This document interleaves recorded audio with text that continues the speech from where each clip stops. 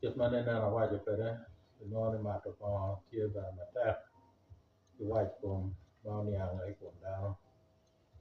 Ene be oweko apoka mogo kimiyore mogo makonyo peke tie e kind dhano.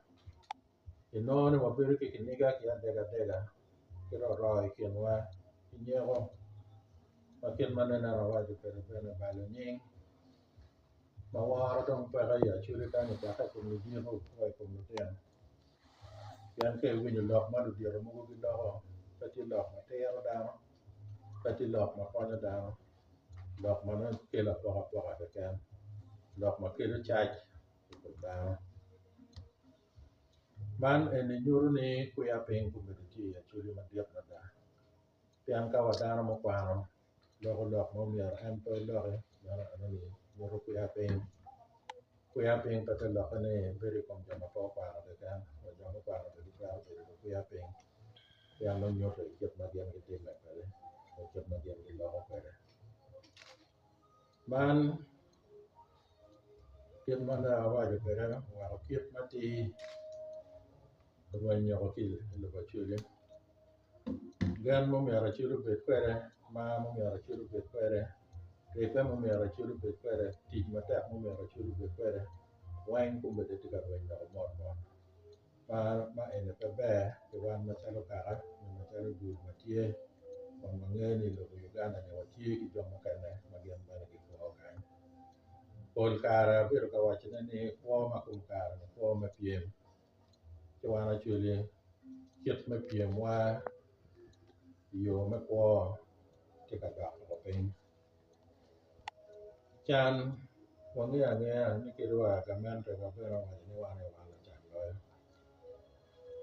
Dong marache loyo ene ni jimi ma gamente kelo me konyo dhano kati ka kelo alaka kulo. Ka icero kind gang kuja ineno can kuom dhano ki kit ma dul kuom dhano neno kwede ki kit ma dhano ruke kwede. Ma ineno ni cam pe tye ka romo kuom dhano. Dhano pe tye ka camo cam mabeco ma moja tye momyero wek okel kero ki kwo maber. Ka icero i odi yadi inono lutic nok inono yadi peke inono dano momyero gunong yadi ka gitwero nongo yadi pien kare mukene giwacho ni omyero gucek guwil yadi awila ki ka mukene. Ka icero i gangi kwan inongo gangi kwan mukene kabedo peke maromo lutino kaka ma kibuto abura inongo ni kabuto bene pe romo lutino mogo inongo wi odi tye ma ochwe mogo inongo ot kwan obutte mukene omuko bene.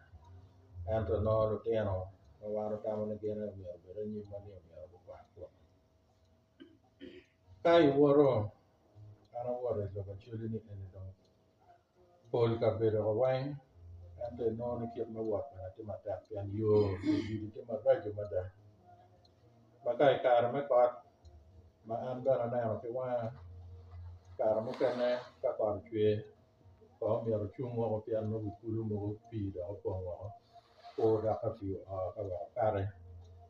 Man eni oweko kedo lok me cat i kin gang ki dano ni kit me wot pe tye maber pien gudi wegi tye maraco.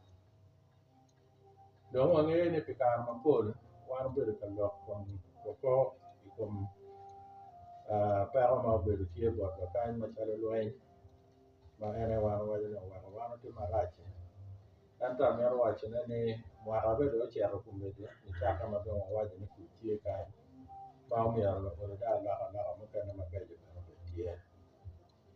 Man eni nyuto ni otelo ki loloc wan ducu pe watye ka tic matek dok pe watye ka nyuto yo ki dano wa kit ma omyero alaka obed kwede. Watye ka keto kerowa kwot gamente ma meno bene pire teke ento kit ma awaco kwede jami ma gamente tye ka kedone pe tye ka kelo alaka pe tye ka nen i kin dhano.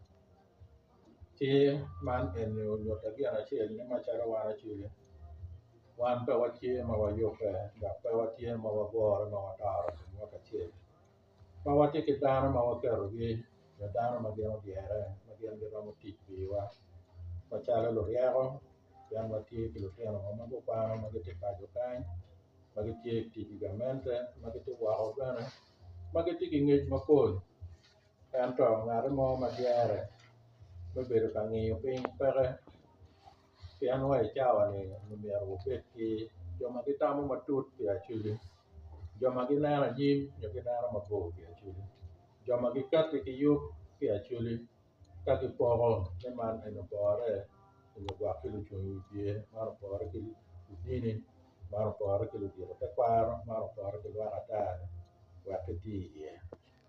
Pien ka ono joma kit eno tye ono kono yamo kano kineno pek ang'o ma gibedo tye ka lwenyo tum. Pien kuom bedo ni eni wan pe watye ka dongo, watye ka nongo peko mapol ma onongo omyero pe wanen.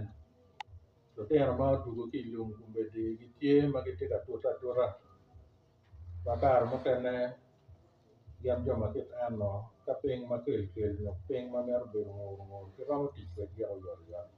Pien ni pe wabedo ki yup mo ni lweny achuli dhi bedo ni ning ang'a jo myero gikonygi calo lok me kwan, lok me ng'om, lok me ywat kom, lok me tekwaro, pur ki gwoko lee gini pe wayupe iye.